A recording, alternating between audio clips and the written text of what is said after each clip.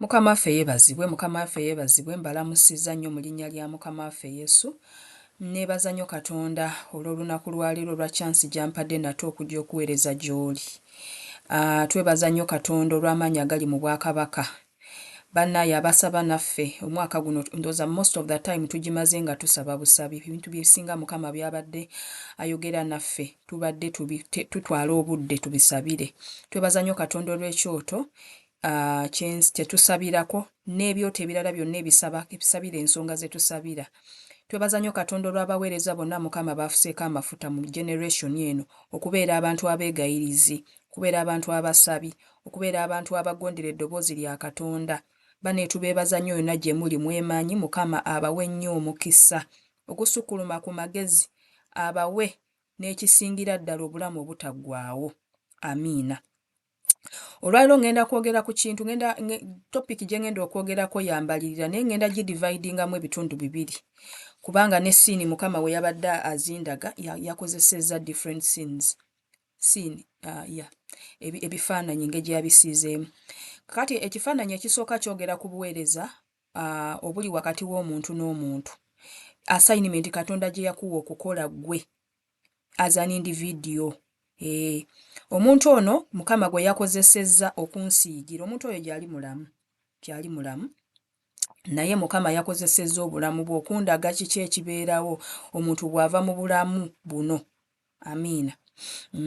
Nsuubira naawe kijja kukusiikuula okutandika okukola by'olina okukola kubanga ekituufu kiri nti obulamu buno bwa kiseera buseera ffenna tukimanyi. It's a very short time compared to eternity kubanga jjukira tugenda kuddayo eri mu bulamu buli bwe twalimu nga tetunnajja mu mibiri gyaffe. So jjukira mu budde Katonda bw'aba akuwadde ate mulimu obudde obw'okubeera omuto oba bebbi n'ovubukaawo.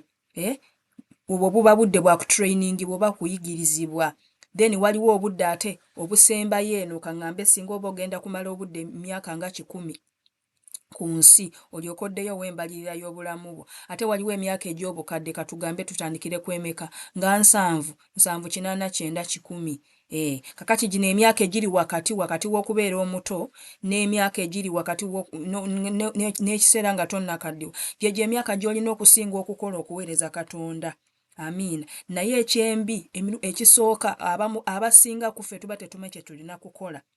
Ekyokubiri ne bwe tumanyi eby'okukola oluusi tetubikola nga bwe tulina kubikola. Tetukozesezza Mwoyo Omutukuvu.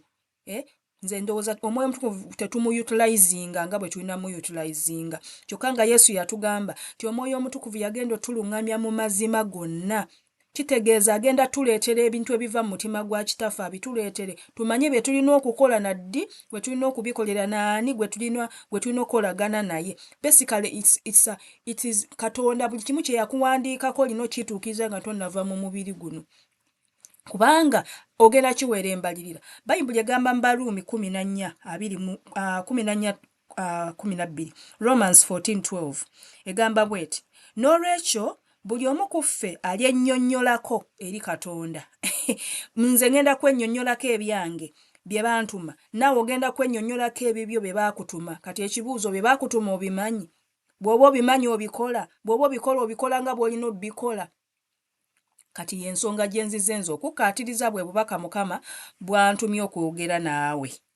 Amiina. Kakati ekifaananyi Mukama waffe kye yansiigidde ekifaananyi kya muntu. Omuntu oyo mumanyi bulungi nnyo era mulamu essaawa zino naye nange simanyi lwaki gwe yaleese okutusomesa lesson eno, but I believe this lesson is not for just that person. Yaffe ffenna abantu abakyayambadde omubiri. Amiina. Mu kulaba nalabye ng'omusajja ono Katonda be yamuwandiikako ensonga eyamuleesa ku nsi. Ensonga lwaki yajja ku nsi, obuweereza bwe bwentera ogamba obuweereza obw'emirundi ebiri. Waliwo obuweereza obusooka n'obuweereza obwokubiri. Ministry 1 ne Ministry 2, Ministry A ne Ministry B. Kati obuweereza obusooka bwe buweereza obuli wakati w'omuntu nze ne Katonda, direct relationship yange ne Katonda.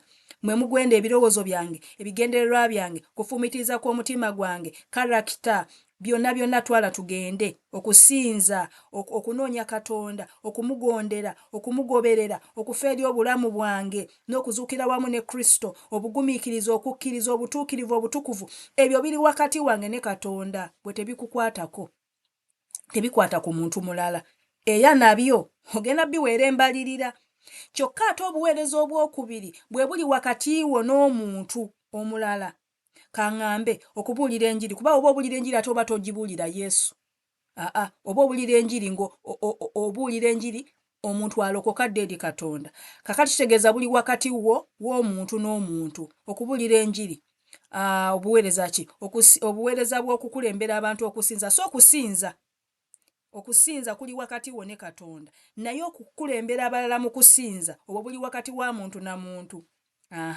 okusomesa okubeera maama okubeera taata okubeera omusawo okubeera omusuubuzi okubeera omulimi okubeera omulunzi okubeera omukulembeze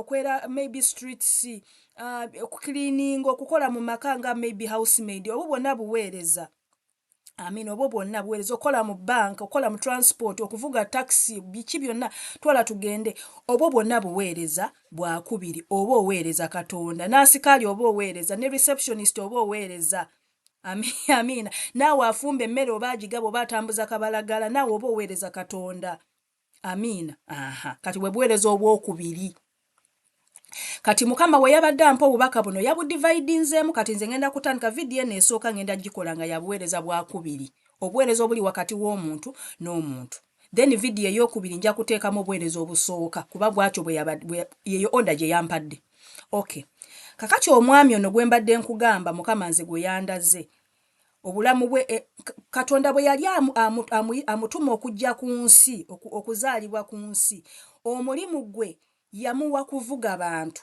engeri Yesu omwoyo omutukuvu gye yakimpaintingidde musigamba nti omusajja ono Katonda yamuyita kuvuga baasi nga gwe mulimu gwe nedda mu nsi y'omwoyo balina engeri gye bapackaging oba gye basiigamu ebifaananyi okuyamba ffe abantu abambadde mu by'okutegeera ebintu amiina so nze ekifaananyi Mukama waffe kye yansiigidde yakozesezza baasi nti omusajja ono baamutuma ku nsi ekyamuleeta kuvuga abantu kubajja Fort Portal mu baasi kubatwala Kampala basically ategeeza ki nti abajja mu kifo ekimu n'abayingiza mu bwakabaka bwa Katonda kubajja mu kizikiza kubayingiza mu bwakabaka bwa Katonda naye ng'ekifaananyi yakozesezza kya baasi oba ntegeerekeza era baasi eno baagimuwanga ejjudde ne bamuwa route oba direction w'alina okuyita kuba enguudo oyinza osanga enguudo okuva Fort okutuuka e Kampala osobola okuyita e Kasese n'ogw'Ebushenyi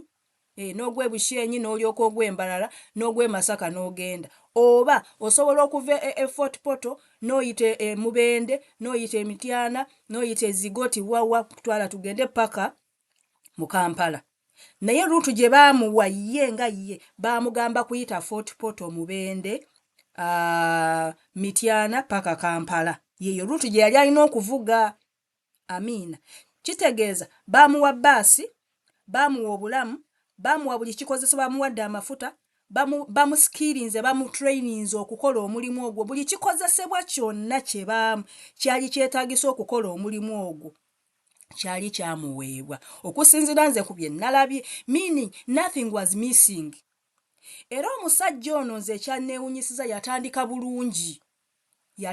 bulungi era mu kulaba nalaba nga yavuza abantu n'abajja Fort ku headquarter ya bus company bakama be we bamusindika naye mu kugivuga yagikomya mu ttawuni ye Fort Portal n'agipaakinga wakati mu luguudo ye n'afuluma n'agenda mu bibye yatandika bulungi yamaliriza nedda kitegeeza ki nti si buli atandika nti amaliriza nti si buli ayitiddwa mu buweereza nti amaliriza ate si buli amaliriza nti amaliriza bulungi waliwo Dawudi lwakaaba ndoza kiri mu Samwiri Dawudi akaaba Sawulo ne Jonasani we baafa Dawudi yakaaba n'agamba laba abasajja ab'amaanyi bagudde mu lutalo kitegeeza kibana abasajja Sawulo yali kabaka yali musajja muzira mu mulembe gwe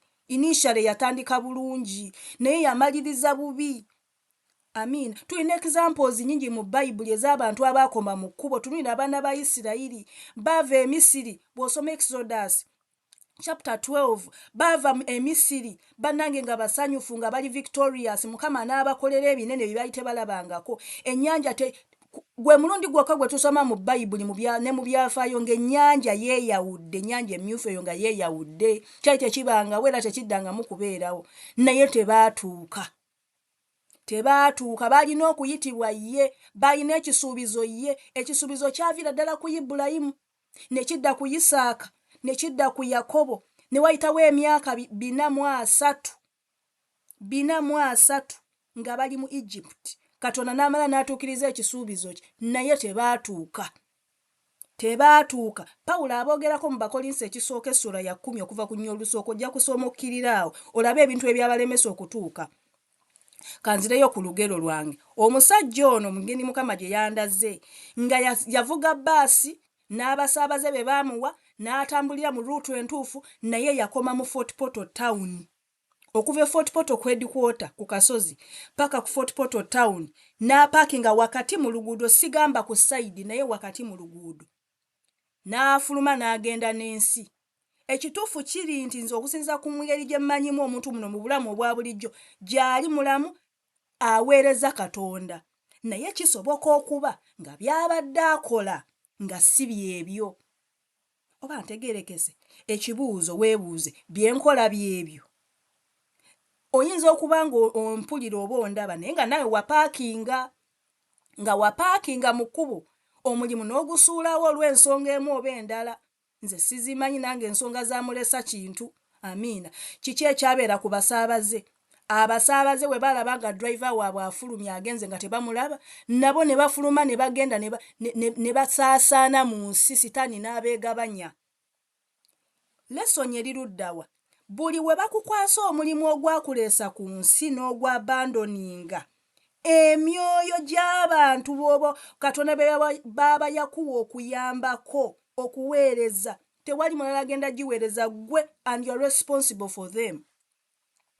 Era Mukama engeri gye yansigidde ekifaananyi kino, bwe natuuse okulaba bbaasi eno nga ekwami nga bagiressemu, kuba yadde tefudde, yali ekola bulungi, naye driver ye yasalawo n'aganze sikyayagala, ndowooza simanyi kiki kyamuggyako, kyamugwako omusajja wattu n'abireka mu kkubo. Amiina. Abasaabaze nagenza okukebera mu bbaasi nga tebaliimu. Nze instruction yange yabadde kinabadde naweereddwa ebiragiro, Mukama waffe nga yampadde ekiragiro n'aŋŋamba, kwata bbaasi eyo ogizzeeyo ku headquarter, togitwala Kampala, naye gizzeeyo eri bakama abaamutuma gogipaaking, they are expecting it. Era kye nakoze ne nnyingira mu bulamu obwa bulijjo, nze sivugangako bbaasi, ne nnyingira n'enkuma bbaasi n'engikwata n'engivuga n'engiyisa mu kkubo lye nadde nina okugiyisaamu. Kati mba ntuuse wakati w'ekkubo. Ekkubo lino lyabadde ffunda ddala nga temugyamu mmotoka bbiri at the same time. Ekkubo eritwala abantu mu bulamu obutaggwaawo ffunda, ke kabonero Mukama ke yabadde ategeeza mu kkubo okuba nga lyabadde ffunda nga temugyamu mmotoka bbiri at the same time. Amiina. Kaakati neesanga emmotoka endala ng'era mulimu omusajja nga naye driver nga naye omulimu gwe gwa kuvuga abantu batwala Kampala ku ruutu era y'emu, naye ye yakola bulungi. Emmotoka ye bwe yafa yafuna mechanical problem, ye yakuba essimu. Era mu kulaba nalabye nga abasajja babadde bamalayika bazze ku speed ne breakdown, nga balina ebyuma nga bali mu kukola, olaba bakola very very quickly, nga abasaabaze mwe bali mu emotoka tebavuddemu, driver bwe yasigaddemu n'akuba essimu ne babaweereza obuyambi bw'abamalayika. Amiina. Era nalabye ba engineer nga bakola kyonna ekisoboka emmotoka eno eyanguwe ekwate obudde bwayo kubajjukira. Nakugambye ku ntandikwa nti bakuwa obudde bw'olina okukoleramu ebintu bino. Togenda bikola ng'oli bebi, ate togenda bikola ng'okaddiyo. Waliwo obudde bwe baaseetinga, olina obumanya n'obukoleramu. Eby'eggulu eby'omwoyo teriyo bya leeti. Oba ntegeerekese. Kakati bwe natuuse mu section eyo nga ndaba, jjukira nkugambye nti ekkubo ffunda terijjamu mmotoka bbiri. kiki ekyabaddewo ne nnyimirira nga njagala bbawa sigino mbagambe nti kambalindeko olw'okuba nange omulimu ogwabadde gumpeereddwa ogw'okuzzaayo emmotoka eno ku headquarter gwabadde gwa mangu nange omusajja waliwo omwami gwe babadde bayita chief engineer kwabo ba engineers abadde bakola emmotoka bagitereeza eyabadde efiiridde mu kkubo nampa sigino naŋŋamba nti aweta bwoti ne bwoti fe otuyiteko gw'ogende kubanga naawe olina okukwata obudde obwa assignment yo olaba ebintu by'emwoyo nti bya tayimu kaya kye nakoze n'envuga n'empitawo naye mu kutambula mu kuvuga wano nasanze oluguudo olutwala abantu mu kkubo ery'obulamu obutaggwaawo oluguudo olutwala abantu mu bulamu obutaggwaawo ng'abantu be baasindika okukola emirimu ekisooka oluguudo ne terwabadde bize nze nange simanyi lwaki terwabadde bize oluguudo olutwala abantu mu kkubo ery'obulamu lwabadde teruli bize kitegeeza abaweereza be baayita okukola omulimu guno most likely babadde tebakola era nze abantu be nasanze mu luguudo olwo mu section gye nasobodde okuvugako nga ngenda kuzzaayo ebbaasi eno gye babadde bampadde nasanzemu abatundiramu ennyaanya kabadde nga katale nga bali mu kkubo wakati sitegeeza ku sayidi naye mu kkubo wakati nga abalokole batundiramu nnyaanya batundiramu butungulu batundiramu basically it was merchandising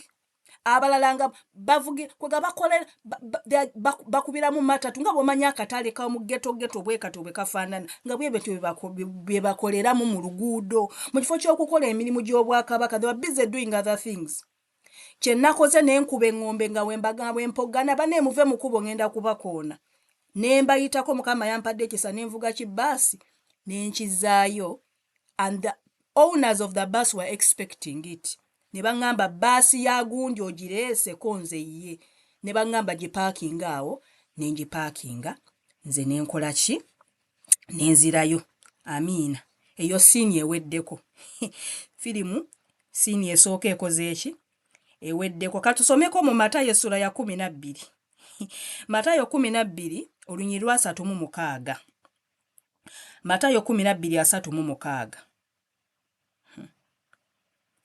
Matayo 12:36 lugamba bwe luti Yesu yayogera era mbategeeza nti buli kigambo kyonna ekitasaana abantu kye boogera kiribabuuzibwa ku lunaku olw'okusalirako emisango bwe biti ebigambo byo bye biri kuweesa obutuukirivu era ebigambo byo bye biri kusalisa omusango ndowooza kitegeerekese kitegeeza ki lwaki nsoma evvaasi eno mukama bw'aba katonda bwe yali akusindika ku nsi yalina ekigendererwa kitegeeza agenda kukebera emirimu gyo bayibuli ekyogera Pawulo awandiika n'agamba nti emirimu gyaffe gigenda kuyisibwa mu muliro ebikolwa newankubadde birungi bagenda biyisaako mu muliro basically ekyawandiikibwa kino ebyawandiikibwa bino byensomya Abaruumi ne Matayo kitugamba kino obubaka bwennyini bwonna package bannaye tuzuukuke mu bigambo by'okola weegendereze nga tonnayogera kigambo weegendereze nga tonnawuliriza kiboozi weegendereze nga tonnalaba firimu weegendereze nga tonnatambula kugenda wantu weegendereze kugamba obulamu bwo bubeere intentional obulamu bwo bubeere intentional onyumya ki olowooza ki kubanga jjukira n'ebirowoozo bye bagenda bigenda kusazisa omusango kuba birowoozo nga bwe nabagamba bivuganga ebigambo they are real kubanga it is who you are in fact Yesu agamba mbwe ekyonoona omuntu tekiva bweru naye kiva munda mu ye ekyonoona omuntu tekiva bweru naye kiva munda mu ye kitegeeza ki nti bagenda kukebera mukama bannaye omusajja ono yatandika bulungi abaneesi buli atandika nti amaliriza I'm just summarizing this message ekirungi kyayo it is very self-explanatory seetaaga nnyo kukyogerera nnyo kukisiika okitegeera kyamu gwe tuula nga gwe weekube mu muti tuula weerowooze weebuuze nze najja kukola ki ku nsi Bw'oba tomanyi genda mu maaso ga Mukama omubuuze, nkwegayiridde togenda wa musumba kumubuuza kyakutondesa. Togenda wa mukulembeze wo kumubuuza lwaki watondebwa, si yakumanyi. Katonda yennyini yalina okwegambira. Lwaki? Kankuwa example. Bw'oba oyagala okumanya ebifa ku kyuma, obuuza neighbor wo oba obuuza manufacturer, omuntu eyakikola. Oba ntegeerekese? Bayibuli etugamba nti Omwoyo Omutukuvu agenda kutuluŋŋamya mu mazima gonna, all truth. Bw'oba oyagala first hand information, gende wa Mukama direct. Nga bwe yakutonda, by the way, abantu abamu balowooza, kankyogere bwenti, Katonda ali more interested in you okugenda mu maaso ge nga individual okumubuuza ebikwata ku bulamu bwo lwaki yakutonda, okusinga ggwe okwagala ogenda okubuuza omuntu omulala. Ebintu ebinkwatako sirina kubibuuza mukulembeze wange. Abakulembeze balungi batuyambako, naye balina we bakoma. Kubanga jjukira, singa akola ensobi n'akugamba ekintu ekitali accurate, ani agenda okuwembalirira? Oba kitegeera? Abaganda bagamba mbu eyeetuukidde tanywa mata bangufu, amakya amazzi. Singa otuma omuntu akuleetera amazzi, ayinza okuleetera amazzi nga gasiikusa, akuleetera amazzi amakyafu. Naye woba weetuukidde ggwe ku soosi, ku luzzi, osena w'oyagala, mu kipimo ky'oyagala, mu bungi bw'oyagala. Oba ntegeerekese? So, nga mmaliriza, message eno eri very, very easy.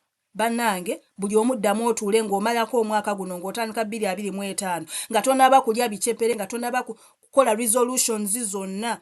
Soka weebuuze, obudde Katonda bwampadde mbukozesezza ki emabega? Bwampadde the past times, olunaku okuva leero ndabye message eno, paka emyaka gye mmaze ku nsi, ng'otunula look back, mbukozesezza ki? Buli lunaku nga luweddeko tuula ogambe ngasseko tafaali ki ku ebyo Katonda bye yantuma, kubanga tebagenda kubuuza byange, tebagenda kubuuza bya muntu mulala. Oba ntegeerekese? Gwe totunuulira mulala bwadduka, gwe dduka bibyo kubanga baatuma ggwe. Ekyasinze okuneewuunyisa mu message eno Mukama waffe gye yatuwadde, nti baasi eno nannyini kugivuga bwe yagirese, we yagyabandoninze. Nze nabadde sirina givuga gizza Kampala, si nze nabadde nina okutuusa abantu abo. Bw'abadde buvunaanyizibwa bwa musajja ono, bwe yabusudde, nabadde nina okuzzayo baasi ngiziye wa nnyini kutuma. Oba ntegeerekese? Nze sisobola kukolera buweereza bwo. Naye jjukira, abantu bano bonna be wabadde olina okuweereza bagenda kubalibwa, bagenda kubuuzibwa. Bye walina okutuukiriza bagenda bikubuuza, bajja kubuuza, omukka gwe twakuwa ogw'obwereere ku nsi wagukozesa ki? Emmere gye twakugabirira wagikozesa ki? Omubiri, emyaka gye wamala mu mubiri ogwo wagikozesa ki? Skills ze twakuwa wazikozesa ki? Protection eggulu lye lyakuwa all those years wagikozesa ki? Opportunities, network, connections wazikozesa ki? Wazikozesa ku bibyo ng'omuntu kwekkusa na kubeera bulungi ne famire yo, oba wagikozesa kuzimba Bwakabaka? Oba ntegeerekese? Bannange, nga mmaliriza, nsaba Katonda ffenna atuyambe. Nange ndi bubi, nange siri bulungi, ffenna tulina issues zetudiringa nazo. Amiina. Ebintu ebimu oba tobitegeera, nga tokitegeera, buuza Mukama. Bw'oba tokitegeera, gende wa Mukama oyogere naye ajja kukubuulira. Katonda ayogera. I know you know these things, but sometimes nooza tuba twetaaga just kujjukiza. Bannaye waliyo embalirira, waliyo olunaku lw'omusango, waliyo olunaku olw'okuwa embalirira y'obulamu bwo as an individual. Amin. Message eno saagala ogiweereze muntu mulala ogambe nti yagundi. Nedda. Gwe sooka gwe kennyini ogisabiremu, ogikabiremu. Lwa nsonga osobola okutaasa omulala, gwe n'osigalira. Banne nze saagala kugobebwa bweru. Amiina. Mukama abawe nnyo omukisa. See you in the next video. Bye bye.